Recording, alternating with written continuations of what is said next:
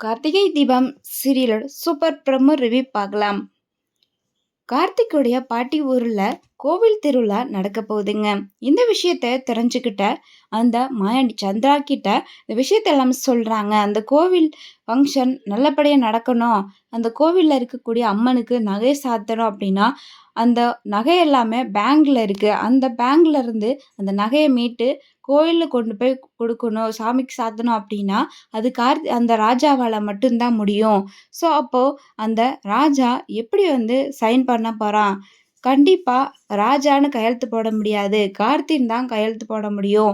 So இந்த விஷயத்த மட்டும் நீ அந்த சாமுண்டீஸ்வரி முன்னாடி வச்சு இந்த விஷயத்த நீ பண்ணிட்ட அப்படின்னா, கண்டிப்பா இத அவங்கள நேராவே சாமுண்டீஸ்வரி பார்த்துட்டா அப்படின்னா, கண்டிப்பா இவ ராஜா இல்ல, கார்த்தின்ற விஷயத்த தெரிஞ்சுப்பா. அப்போ கார்த்தி கண்டிப்பா அந்த ராஜா கார்த்தி அப்படின்னு சொல்லிட்டு கண்டிப்பா தெரிஞ்சு போயிடும் இந்த சாமுண்டீஸ்வரிக்கு.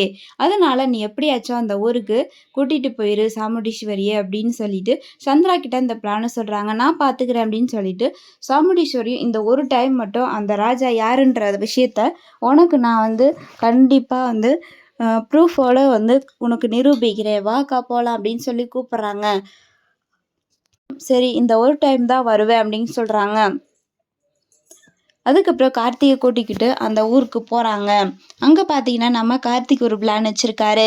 கார்த்தியா அங்கே நடிச்சிட்டு இருப்பாரு. கார்த்தியோடைய ஃப்ரெண்டு அவர் பார்த்தீங்கன்னா வழியில் நின்றுட்டுருக்காரு. கார் பிரேக் டவுன் ஆயிடுச்சு அப்படின்னு சொல்லிட்டு.